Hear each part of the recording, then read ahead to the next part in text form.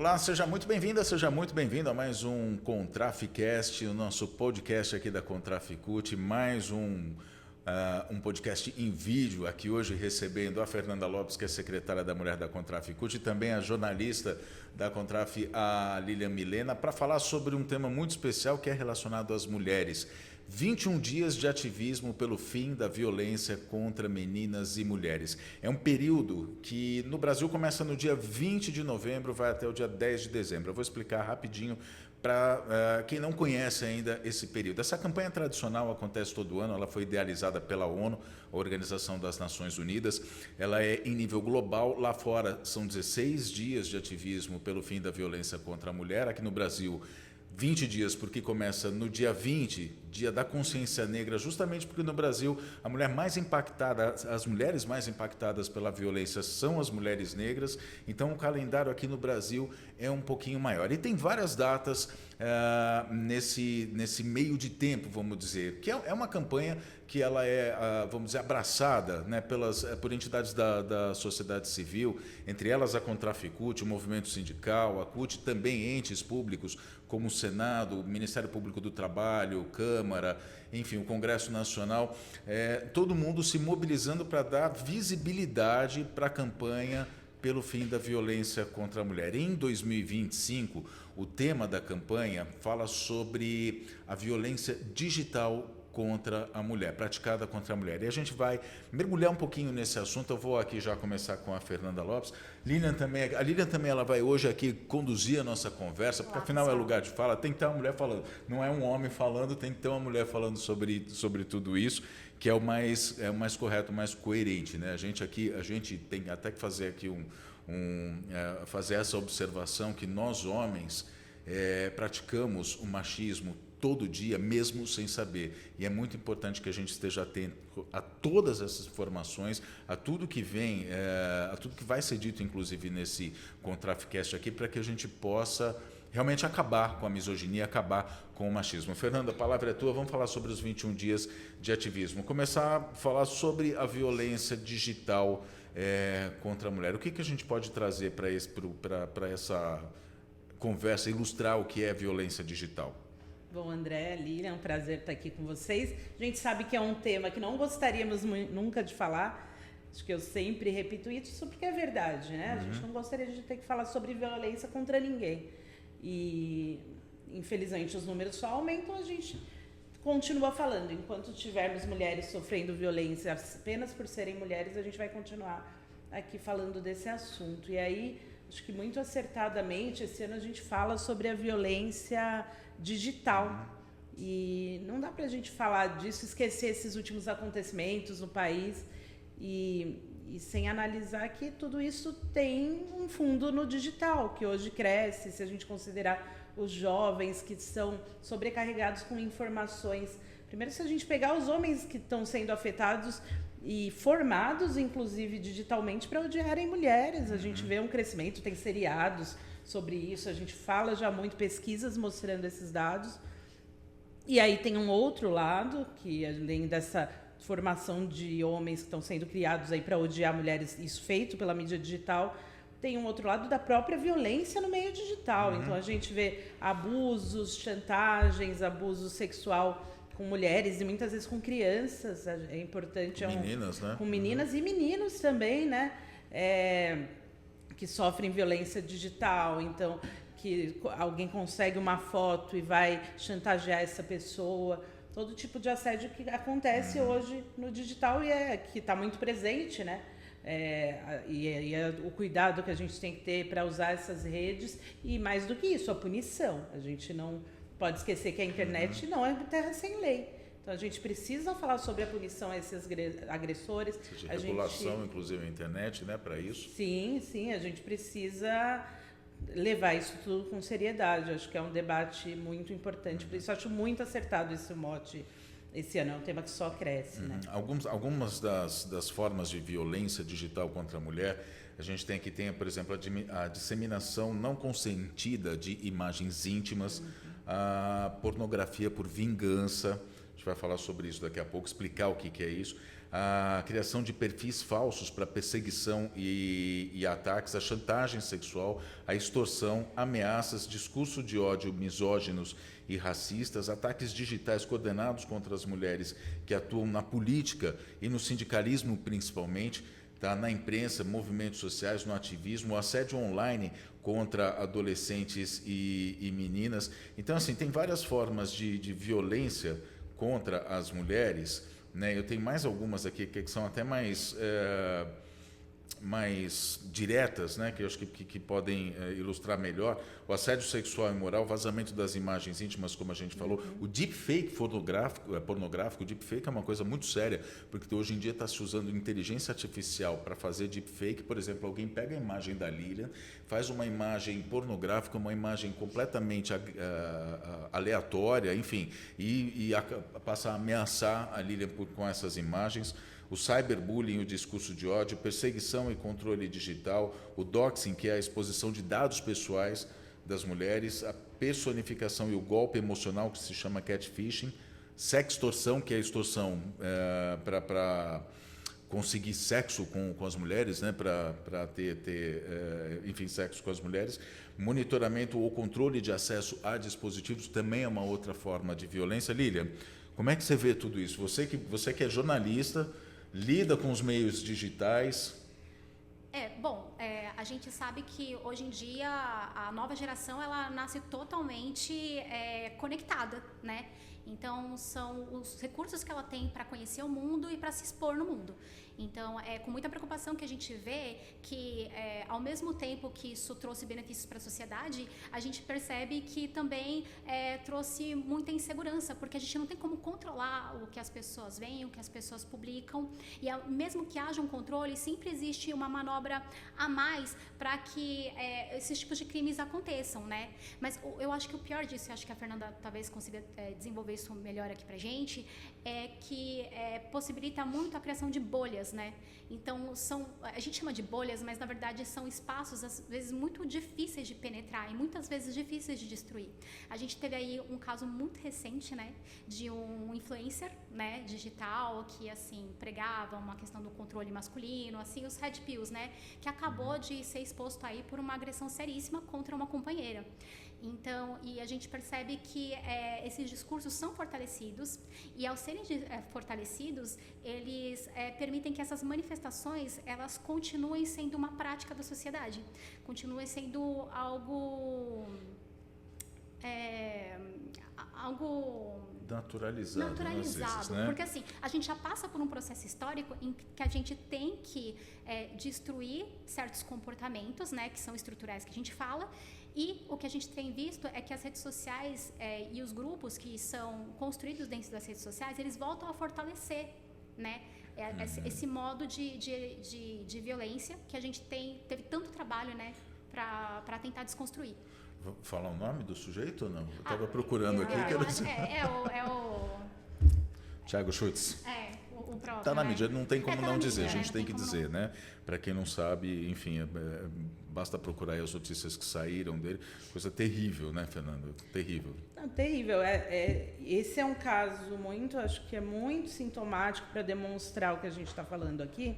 Teve até, me fugiu agora o nome da série, mas falava sobre isso, né? Sobre esses meninos que entram nesse meio red pill. Adolescentes. Acho que era adolescentes, Adolescência, né? É o nome da série. E que entram nesse meio, e aí é isso, um menino que está naquela fase, é difícil amadurecer, é difícil, né?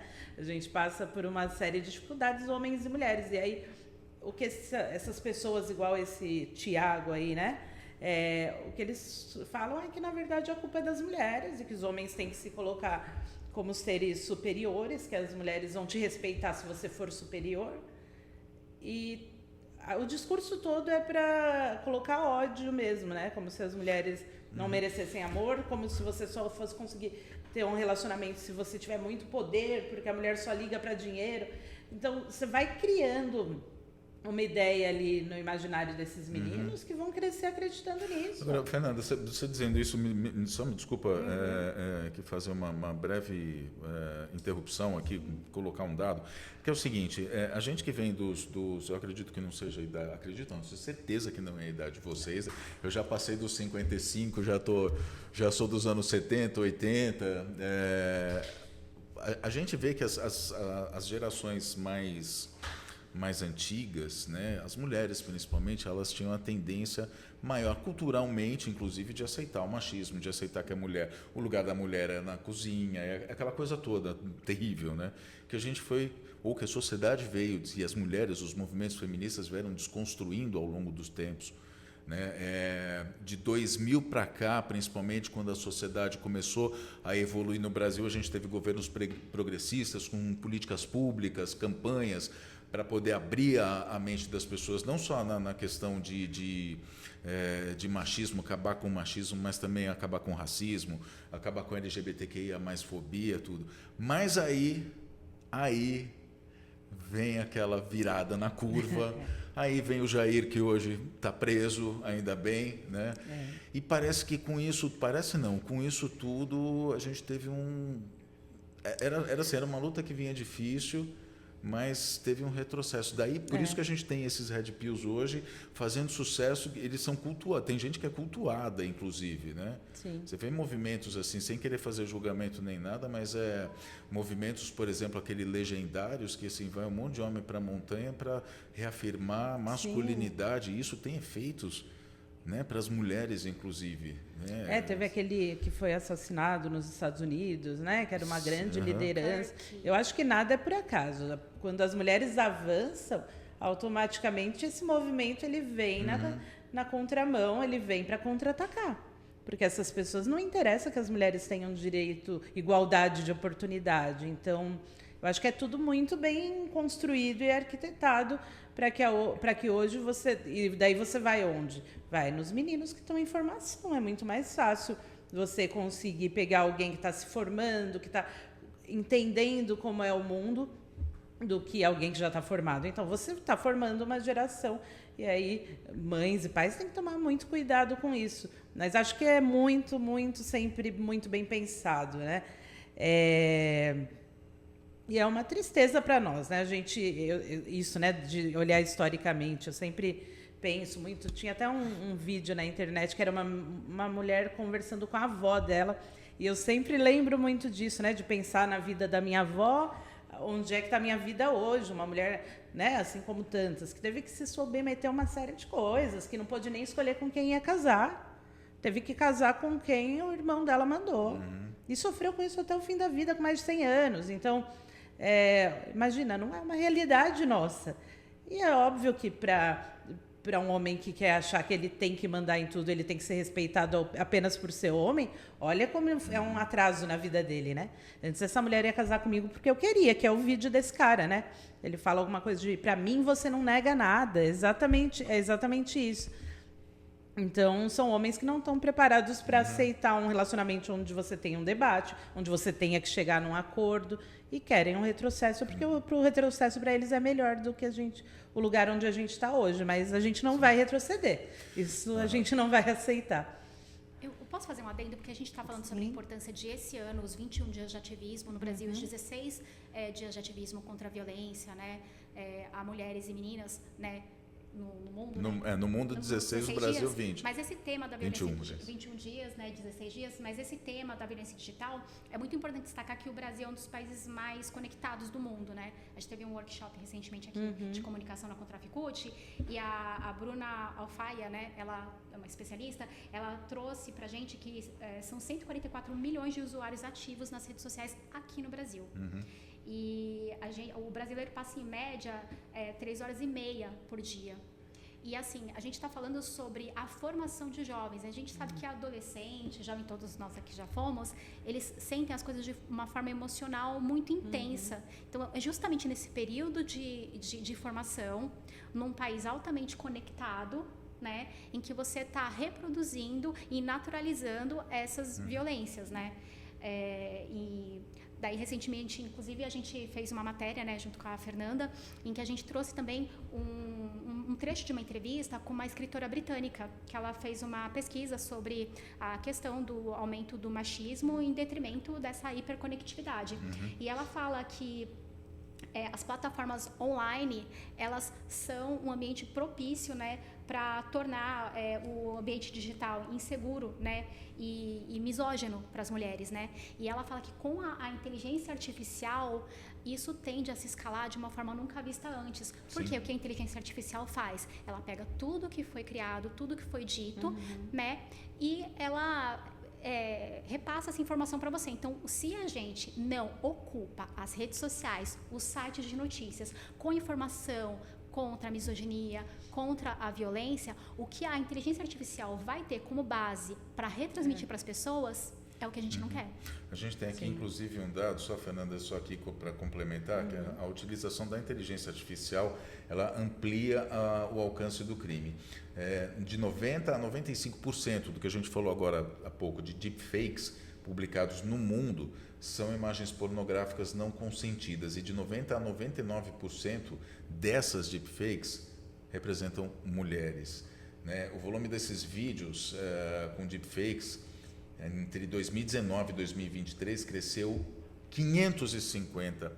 550%. E aí a gente fala sobre a violência digital, né? Porque assim, a violência digital ela hoje, na verdade, ela está sendo um reflexo da violência física, a violência do dia a dia, né, Fernanda?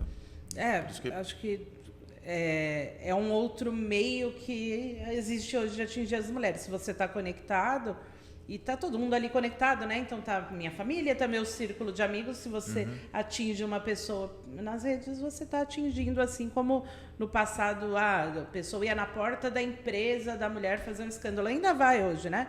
Mas as redes sociais também funcionam hoje como um outro mecanismo. Mas é isso, eu acho que não dá para desvincular esses casos todos que vêm acontecendo, né? A gente viu, eu falo que me dá a impressão sempre que eu vou falar com o André e fazer as gravações de que eu falo para ele, por acaso, esse mês tivemos muitos casos e aí não dá mais para a gente achar que é por acaso. Isso toda vez que a gente conversa. É uma constante, né? É porque é uma constante e daí, quando a gente vai gravar, a gente pega esses últimos casos para comentar. Então, é uma constante e isso é comprovado pelos números, que só crescem de violência contra as mulheres. Então, tivemos agora esse caso de um ex-namorado, enfim, um homem que arrastou uma mulher por 1 quilômetro, ela teve as pernas amputadas.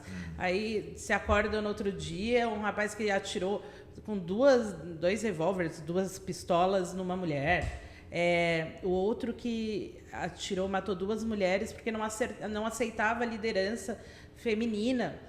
Tem um caso em Ribeirão Preto, agora que está sendo julgado também, um médico, com participação da mãe, inclusive, vai ser julgado por ter matado a mulher simplesmente porque não queria dividir herança ou algo assim, uma coisa terrível. É isso, eu vi hoje a mulher caiu do 10º andar após uma discussão. Não averiguaram ainda. Foi caída do 10º. Gente, a impressão que eu tenho, e é isso, né? Todo dia você levanta, tem mais um caso. Porque essa é a realidade. E aí a gente está nos 21 dias de ativismo contra a violência aqui, a cada dia lidando com mais e mais casos, mostrando a importância da gente falar desse assunto e de não normalizar. Não dá para normalizar que um homem resolva matar uma mulher só porque ela não quer ficar com ele. Resolva matar uma mulher porque eles tiveram uma discussão sobre vou comprar isso aqui no mercado, não quero, eu que mando, eu te mato. Então, a gente vem passando por essa situação, me dá até uma engasgada mesmo, é muito ruim falar. E eu acho que são violências constantes. O André falou aqui no começo, né, das redes sociais, dos dirigentes sindicais. A gente, como mulher, sente isso no dia a dia. Eu queria falar sobre exatamente sobre isso, sobre espaços de poder. Mas antes aqui, só para a Fernanda está falando sobre casos de feminicídio, a gente tem que dar dados, né? A gente tinha combinado, inclusive, aqui de não dar muito número, né, para não confundir, mas é importante dizer que as tentativas de feminicídio, o último levantamento que foi feito, ele é de 2024, de dezembro de 2024. Então ele traz o seguinte, dados de 2023, que houve um aumento em relação ao ano anterior, de 2023 para 2024, um aumento de quase 20% nas tentativas de feminicídio. Local dos assassinatos, mais da metade, 64%, ocorreram dentro da casa das vítimas.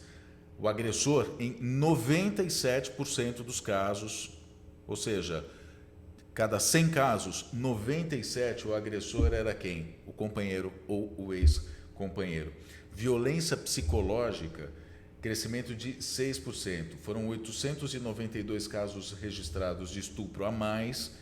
Chamadas ao 190, 190, mais de 1 milhão de registros de violência doméstica, uma média de 2 por minuto de mulheres ou de denúncias de casos que estão acontecendo dentro de casa, e aí chamam no 190, que é muito importante denunciar. As medidas protetivas descumpridas foram mais de 100 mil, um aumento de 16%, provando que a punição precisa ser mais rígida. Precisa ter uma ação muito mais forte, né, Fernanda? Porque, assim, tem medida protetiva contra o homem, mesmo assim ele descumpre. Teve um caso aqui em São Paulo recentemente que a mulher, ela separou do marido, vou falar rapidinho isso aqui, ela separou do marido, não que a gente esteja fazendo aqui jornalismo policial, né? Mas ela separou do marido e ela desconfiou, ela colocou câmeras na casa inteira. E aí uma hora acusou no celular, ela estava trabalhando lá, acusou no celular dela que o cara tinha entrado na casa dela, ou seja, estava descumprindo uma medida protetiva e injetando veneno nas garrafas de água dela. É isso, né? A gente não imagina os níveis de violência que uma pessoa pode chegar. Isso aí é absurdo, eu não tinha escutado essa história. Porque são tantos casos, acho que a gente não consegue saber de todos, mas primeiro, né, sempre que a gente fala, a gente tem o Basta, depois a gente vai falar um pouco sobre isso, sim. Uhum. Mas sempre a Pamela, que é a nossa assessora, a doutora Pamela, advogada, que fala exatamente especializada nessa pauta de gênero, ela fala sempre isso, né, nos cursos, que o lugar mais perigoso para uma mulher estar é dentro de casa, e os números mostram isso, e aí são os companheiros, quando você fala de abuso sexual, e principalmente quando você fala de crianças, né, são familiares que abusam, então, tanto violência quanto assédio sexual, é tudo dentro, a maioria dentro de casa. Você não tem nenhuma segurança. Como é que a gente aceita, né, que você não pode terminar, você não tem liberdade de terminar um relacionamento, porque daí aquela pessoa entende que ou você é dela, porque é isso, é um sentimento de posse, ou é minha ou vai morrer, porque não tem sentido a pessoa continuar existindo se não estiver aqui comigo. Então, eu acho, o que eu ia falar ali da parte da liderança, né, ou como a gente, como mulher, sente. A gente sente nos nossos ambientes de trabalho. Não dá para falar que eu estou aqui no movimento sindical. A gente está numa estrutura toda patriarcal e machista. Então, todas as nossas relações passam por isso, né? Igual o racismo. Não tem uma relação que não passe pelo racismo, porque ele está aqui na nossa sociedade, está estruturado. Então, dentro da minha casa, eu vou passar por isso. Se eu for na padaria, eu estou passando por isso.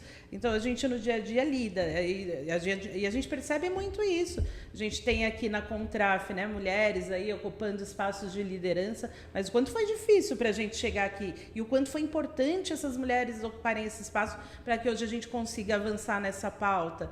Mas aí, se a gente coloca uma foto lá, né, que estamos eu, a Juvande, a Neiva, que tem mulheres ali na foto...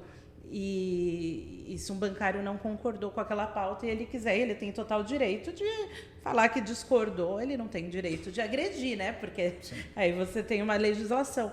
Mas você pode ver que as agressões que vêm para as mulheres são sempre ofendendo a honra, ou vão no aspecto físico. É sempre baseado no machismo, na misoginia, sempre. E a gente percebe muito. Se você pegar um vídeo aí, eu estou ali, né, no Banco do Brasil, se colocar um vídeo meu, de um companheiro meu que está ali na comissão de empresa também, a agressividade, os ataques são de outro campo. Então, a gente, sendo mulher, é isso. Todo dia conviver. Eu vou com essa roupa? Não posso com essa roupa, né? Porque aí eu vou sair de casa e vão achar que essa roupa tá ruim. Ou tá muito decotada, ou tá muito curta, ou tá muito fechada. E vão falar, nossa, mas por que você tá andando? Você não tem liberdade nem para nada. E nossa vida é atravessada por isso. Eu falo que a gente não vai desistir, que a gente, apesar de tudo isso, vai lá, né? Todo dia. Tem uma pesquisa de 2020 da Ipsos, infelizmente não tem pesquisas mais recentes que mostram esses dados, mas tem uma pesquisa da Ipsos de 2020 que diz que 27% dos brasileiros se sentem desconfortáveis quando a chefia é exercida por uma mulher. E aí Uau. a gente vai vai se aprofundar nesse tema agora que eu queria falar. Sobre a mulher nos espaços de poder, seja no trabalho, seja na política, seja no movimento social, no movimento sindical, e sem deixar de registrar esse caso terrível que aconteceu no fim do mês de novembro no Cefet, lá no Rio de Janeiro, em que um cara simplesmente, por ficar incomodado, por ser chefiado por uma mulher, ele assassinou 2 mulheres no Cefet. Né? Em pleno período dos 21 dias de ativismo pelo fim da violência contra a mulher, denunciando toda essa violência, acontece um caso desse. Né? E aí eu quero que vocês falem sobre isso. Quiser começar, Lilian, mas é isso, eu estava falando um pouco antes, acho que a Lilian pode falar um pouco depois, mas é o nível que chega dessa pessoa não aceitar realmente, né? Que uma mulher pode estar num cargo acima, mas acho que a Lilian pode... No dia a dia a gente percebe, não precisa nem estar muito na questão de direção, mas a gente percebe que existe um impacto muito grande quando uma mulher fala de uma maneira mais incisiva, mais dura. Né? Sempre fala assim, mas você tá brava, você tá bem? E quando geralmente os homens agem de forma mais enérgica, não, é o jeitão dele de controlar. Então eu já passei muitas vezes alguma coisa muito parecida, do tipo assim, de ter falado seco, só por ter respondido, e as pessoas perguntarem se eu estava brava, se eu estava bem. Então você sente sempre uma obrigação de ser sempre delicada, de falar sempre dando sorrisinhos. Então, e acho que quando a mulher, eu nunca tive nesse espaço de poder, mas a gente percebe isso com outras mulheres que estão em espaço de poder, existe infelizmente uma dificuldade muito grande dos homens aceitarem uma postura dela enérgica, da mesma é incomparável, assim. Uma postura enérgica de um homem que está na liderança não é vista da mesma forma como quando é uma postura de uma mulher. É sempre assim, ela tá louca, ela tá desequilibrada. Então, TPM. TPM, também jogo muito na TPM. E se você for parar para pensar que todo mundo tem os seus dias e suas formas de responder e tal, isso mostra que realmente é uma questão de machismo estrutural, né? A mulher ela é obrigada a estar sempre bem vestida, sempre sorrindo, sempre educada e sempre afável, sempre amável. Como é que você vai sair sem maquiagem? Como é que você não vai pintar seu cabelo? Você não tem liberdade sobre nada do seu corpo. E a gente sente isso muito no dia a dia mesmo, né? Qualquer coisa que você faça, você dá dando chilique, você é grossa, você é louca, a mulher é sempre louca. Aí o homem, ele é enérgico, ele é assertivo, né? O tratamento é muito diferente e nos ataques a gente percebe muito isso. Então é um dia a dia mesmo. Eu tenho mais dados aqui. Tem uma outra pesquisa do Instituto Patrícia Galvão de 2020 também. Volto a dizer que a gente não tem dados mais recentes, mas esses dados, se a gente for levar em consideração o aumento, né, até pelo próprio Anuário de Segurança do Fórum de Segurança Pública, que vem trazendo a cada ano dados que a violência contra a mulher vem aumentando, então não é nenhuma novidade aqui, a gente não erra ao dizer que esse número pode ter aumentado, né? Apesar da gente não ter pesquisas específicas sobre esse tema mais recentes. O ambiente de trabalho, segundo essa pesquisa, se tornou um dos principais espaços de reprodução das desigualdades de gênero, diz a pesquisa da Locomotiva Instituto Patrícia Galvão, repito, 2020. Naquela época, 76% das mulheres já tinham sofrido um ou mais episódios de violência ou assédio no trabalho. E entre as violências mais relatadas foram gritos e xingamentos e humilhação. 40% das mulheres já tinham passado por isso, contra 13% dos homens. controle abusivos e críticas excessivas, que aí, inclusive, acho que tem tudo a ver com o que vocês acabaram de dizer, discriminação por aparência, raça, idade, orientação sexual, comentários e elogios constrangedores, que aí eu acho que é uma parte que pega muito, de uma forma muito pesada mesmo, né? De o homem achar que tem, né? Aliás, não sou eu que vou dizer isso, é lugar de fala de vocês, né, gente? Eu lembrei que a gente, quando eu entrei ali na categoria bancária, no movimento sindical, mais especificamente, como bancária eu já tinha visto também. Mas o primeiro caso que eu fui atender como dirigente sindical era de uma denúncia e era algo que tinha diminuiu bastante, foi muito falado e diminuiu muito. Mas tinha um negócio de roupa de bater meta nas agências bancárias. Então, o seu gerente falava para você que você ia ter com roupa para bater meta, queriam que a mulher usasse o próprio corpo para vender os produtos. Então, é um assédio absurdo, mas a mulher bancária, se a gente pegar uma que atende o público, ela passa muitas vezes por assédio por parte dos clientes, além do assédio interno também, né? É uma objetificação do corpo da mulher, né? Você coloca, na época que eu trabalhava em bancos, lá em 1987, de 87 a 91, existia muito isso, né? Muito. As atendentes, eles contratavam, era uma coisa assim, você fala, como é que pode, né? Era assim, era uma cultura até, como a gente citou o termo agora, naturalizada na época. Eu era meio rebelde na época, assim, eu não aceitava humilhação de gerente, essas coisas, já era meio da pá virada naquela época. Então, mas eu ficava vendo, eu falei assim, por que a menina tem que ser, entre aspas aqui eu vou dizer, tá, já pedindo perdão pelo termo, mas eles usavam, por que eles têm que contratar as gostosas para colocar no atendimento lá para os clientes, né? Por que não pode ser outra pessoa? Por que não pode ser uma mulher de mais idade, né? Tem que ser esse tipo de modelo de beleza. Eu lembrei aqui, tem casos aí, eu já ouvi que a menina que ganhava como Miss da cidade ganhava um emprego no banco.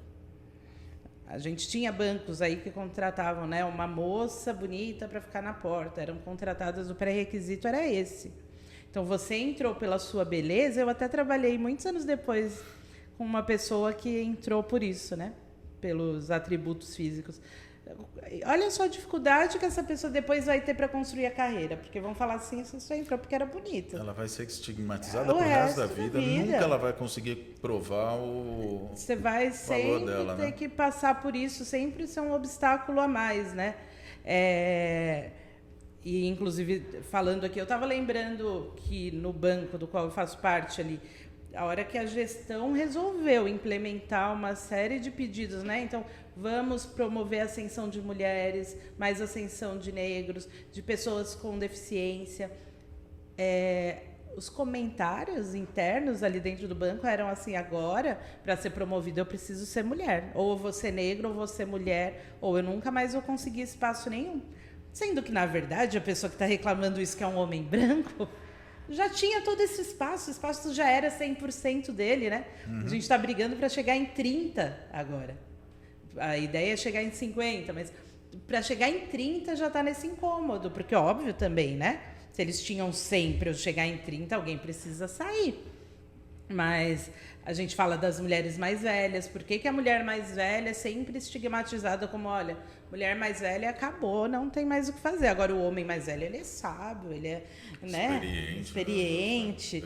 Então, a gente hoje lida com uma categoria que precisa ali envelhecer, se a gente vai demorar mais para aposentar. E a dificuldade que essas mulheres mais velhas têm em se recolocar no mercado de trabalho. Quando a gente entra numa agência, pegando aí que não seja banco público, você vê pessoas mais velhas ali trabalhando? Onde é que estão essas pessoas? É todo mundo muito novinho. Então, os dados mostram isso, né? A média de idade é baixa. E aí, para as mulheres, é sempre muito pior. São muitos tipos de violência. Agora, a gente está falando sobre bancos, a atuação do movimento sindical nos bancos. Vamos entrar nesse assunto então, porque assim, a categoria bancária tem uma conquista muito importante quando se trata de violência, principalmente a gente está falando de violência digital contra as mulheres, e isso até fiquei sabendo até agora há pouco que elas me contaram. Aliás, eu estou fazendo aqui só um papel, era um papel que vocês tinham que fazer aqui, né? Eu estou só pedindo aqui, eu vou pedir desculpa já, porque assim, a informação quem traz é você, quem tem que trazer é vocês. Eu quero que vocês falem sobre a Lei Maria da Penha, pronto. O papo é de vocês, vai. Vá, Lilian, vá. Bom, o que a gente pode falar que a Lei Maria da Penha, ela é reconhecida internacionalmente, né, pela ONU como... Pela ONU, né? É a quarta. Uma das melhores leis que já foram feitas no mundo de combate à violência contra a mulher.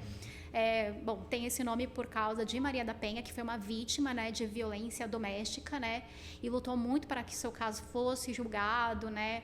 Enfim, o seu algoz chegou a se livrar em algumas instâncias, mas... Enfim, e a história dela ensejou que movimentos sociais feministas, né, desenvolvesse uma lei que no Brasil foi instituída, não lembro o ano, gente, me perdoe, eu não sei se em 2020. Também não. Faz 20 anos, né? A gente comemorou recentemente. Gente, perdão, se puder pesquisar aí. Vamos ao Google, é claro. A gente não consegue guardar todos os dados.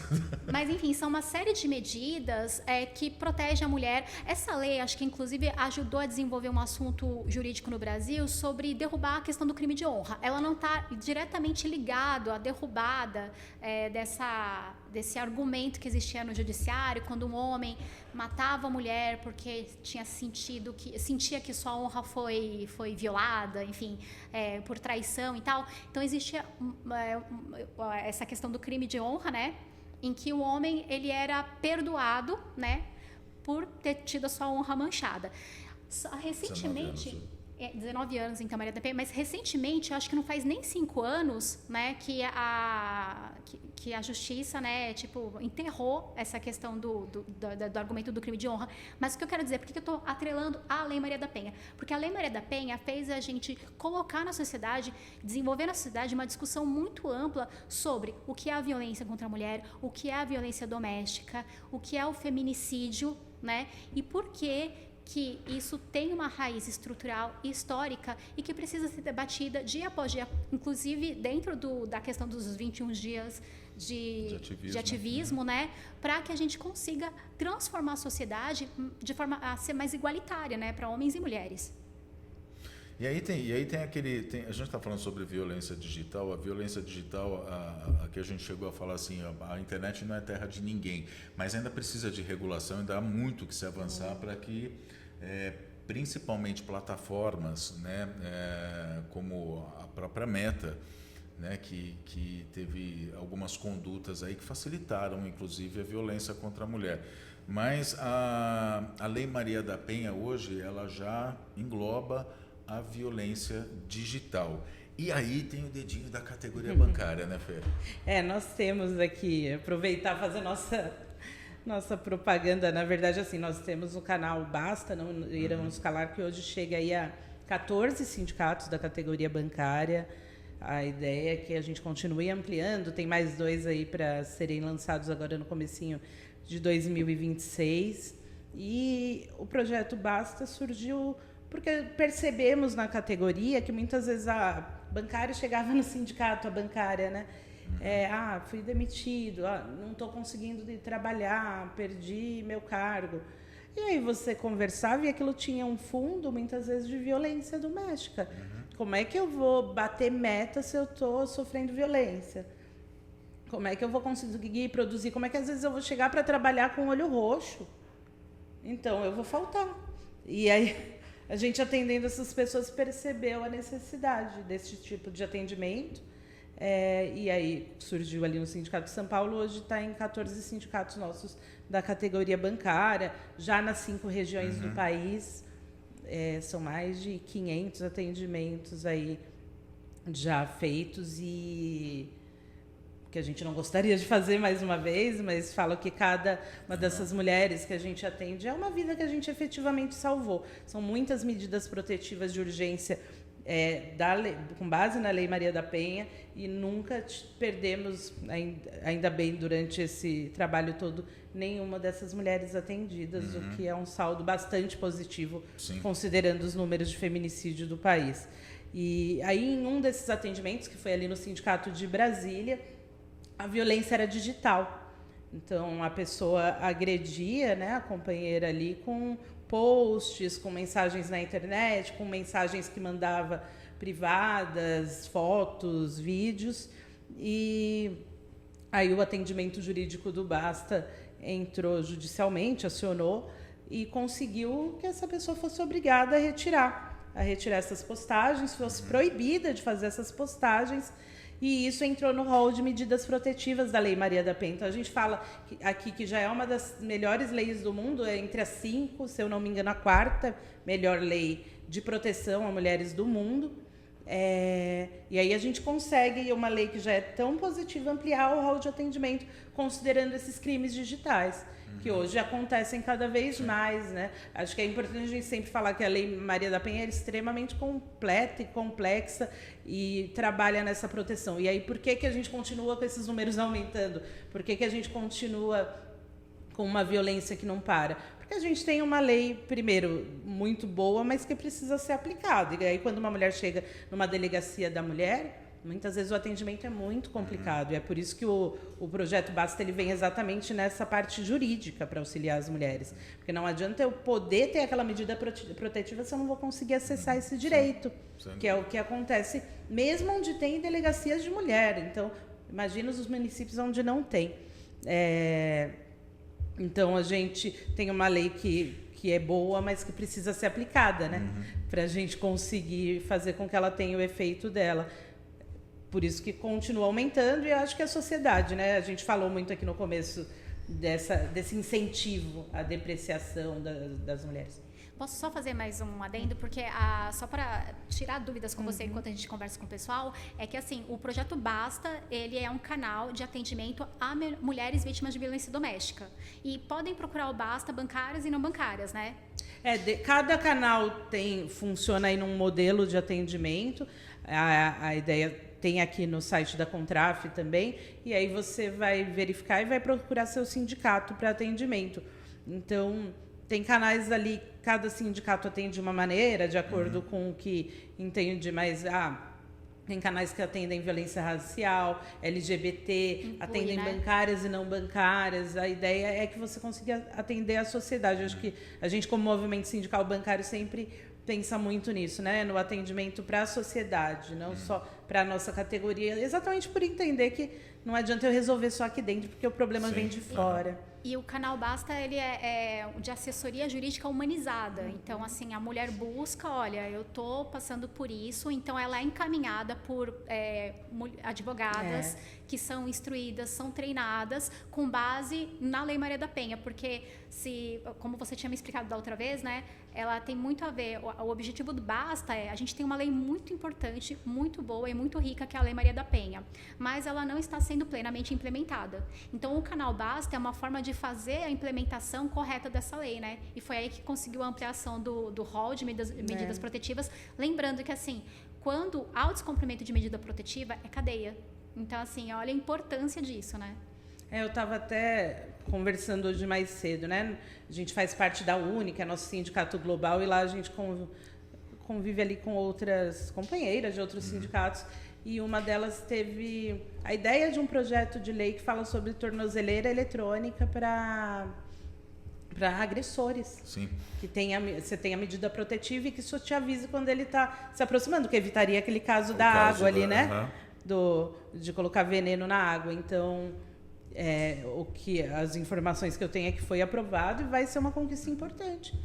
Muito bem, a gente está chegando aqui ao final. Eu queria só dar uma passada rapidinha, porque teve negociação recentemente, e aí assim, teve um feedback dos bancos em relação a algumas cláusulas do acordo de 2024, enfim, houve alguns avanços. Vamos falar rapidinho sobre esses avanços. Nós tivemos a mesa em março e agora essa semana tivemos novamente outra mesa para que os bancos dessem as devolutivas aí sobre os canais, porque depois do acordo a gente conseguiu conquista da categoria em campanha salarial, que os bancos tivessem que implementar canais de atendimento a vítimas de assédio moral, assédio sexual e outras formas de violência. E o que a gente percebeu é que desde a implementação aumentou muito o número de denúncias, principalmente considerando outros tipos de violência. A gente, então, nessa última mesa pediu eles estavam devendo ali desde março a apresentação, apresentaram desmembrando os tipos de violência. A gente percebeu pela apresentação, primeiro, que os bancos já estão quase todos com esses canais, eles precisam chegar a 100%. A gente pede sempre que eles divulguem, mas esse aumento de denúncias mostra que vem sendo divulgado e, principalmente, que as pessoas estão confiando, que é algo que a gente cobra. O sigilo, né? Não dá para eu fazer uma denúncia e depois ser descoberto. Os bancos mostraram ali para a gente na apresentação que, inclusive, a punição aos agressores vem aumentando, né? O que a gente considera positivo. Porque antes acontecia o quê? 30%, mais ou menos. Por volta de 30%. O que acontecia? Eu era assediada e me tiravam daquele local de trabalho ou me demitiam. E o assediador ficava lá tranquilamente trabalhando. Então, são coisas que a gente precisa debater, que os bancos ali na mesa mostram entender e os números mostram que vem melhorando. Ainda existe muito problema, mas acho que as cláusulas garantem, né, que a mulher, se ela quiser, eu trabalho nessa agência, eu posso mudar o meu regime de trabalho, ir para o teletrabalho, para que o meu agressor não me localize. Eu posso, se eu quiser mudar de cidade, fala inclusive em adiantamento salarial, porque, nossa, eu me separei aqui, vou precisar mudar minha vida. Eu preciso de um valor para conseguir me reprogramar. Então, uma série de medidas pensando na proteção dessas mulheres mesmo. Muito bem. Quer completar com alguma coisa? Tá ótimo, gente. Para mim foi um... É o seguinte, a gente está nos 21 dias de ativismo, então, pelo fim da violência contra a mulher, tem todo um calendário, né, desses 21 dias que englobam. Esse calendário engloba várias datas e eu estou tentando aqui já pegar rapidinho para falar rapidamente. Acho que eu tenho aqui na minha sobre matéria. Essas, né? Não, eu tenho aqui, eu já posso. Eu já acabei de encontrar. Vamos começar lá, vai. 20 de novembro é o Dia da Consciência Negra, 25 de novembro é o Dia Internacional de Combate à Violência contra as Mulheres, o dia 1º de dezembro é o Dia Mundial de Combate ao HIV/AIDS. As mulheres, elas são mais vulneráveis à infecção pelo HIV/AIDS por causa da violência sexual. Isso é uma coisa muito importante que todo mundo tem que ter atenção nisso. O dia 3 de dezembro é o dia M, peraí que você tem mais uma data. Dia 2 de dezembro. Dia 2, o dia 2, que a gente está gravando hoje no dia 2. Diga. Dia M, né? Dia das Mulheres, Mobilidade e Mais Respeito. Então tem a ver com as mulheres na questão do PCD, né? Esse é o M? Esse seria. Não, dia 3? Bom, então eu tinha que ir como dia 3. Mas, dia 3 não é Dia Internacional da Pessoa com Deficiência? Sim, para mim 2 era a e mesma 3. data.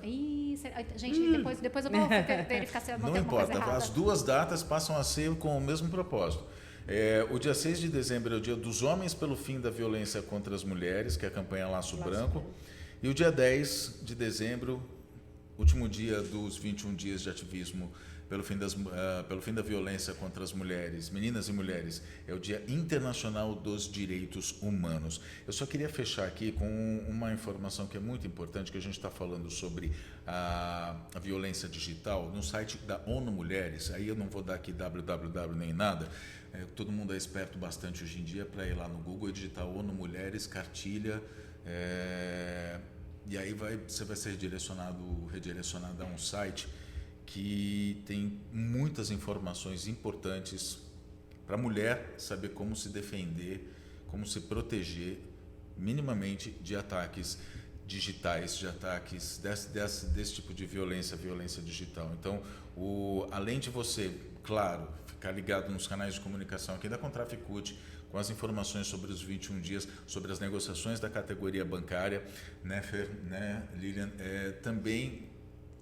Vou fazer a propaganda também do site da CUT, obviamente que a gente tem feito bastante material sobre isso, mas também ao site da ONU Mulheres, que tem informações muito importantes. É isso. Fê, você quer concluir alguma coisa? Bom, só falar que mais um ano estamos aqui, né? Infelizmente, acho que no próximo a gente vai falar de novo de tantos casos aí de violência, mas que a gente está aqui no dia a dia combatendo, e falar do assunto, eu acredito que é a única forma de a gente falar e que as pessoas saibam que não é assim que resolve, né? Então, quanto mais a gente fala, quanto mais a gente fala que está errado, é uma forma de combater. Então, nós mulheres somos muito fortes, eu acredito muito que unidas e sempre juntas, a gente vai chegar onde a gente quer, que é a igualdade, né? É importante falar que ninguém quer mais, a gente quer igualdade e a igualdade já está causando tanta dificuldade para algumas pessoas. Mas é um prazer estar aqui falando sobre esse assunto, sempre, apesar de ser um assunto que a gente quer daqui a uns anos não falar mais. E aqui, assim, um recado especial para os homens: não basta ser antimachismo, tem que praticar o antimachismo todo dia, tem que se policiar todo dia. A gente tem que ter a reflexão diariamente, a todo momento. Por exemplo, eu vou fazer aqui, eu trouxe a condução desse podcast e eu queria concluir com uma coisa, não vou dizer, não é uma reflexão, mas é só uma constatação. Eu, na verdade, aqui eu tenho que fazer a minha crítica, porque não era eu que tinha que conduzir esse podcast hoje, eram elas duas. Então aqui talvez eu tenha feito isso de propósito só para que a gente entenda, né, o que é o mansplaining, o que é o homem querendo ter um lugar de fala. Então é só para a gente saber. Vocês concordam comigo ou não? Vocês... Sim, a gente concorda, mas você é o apresentador do podcast, né? Então também. Gente, obrigado a vocês que participaram, que ficaram aqui com a gente até agora. A gente se fala numa próxima oportunidade. Até lá. Tchau, tchau.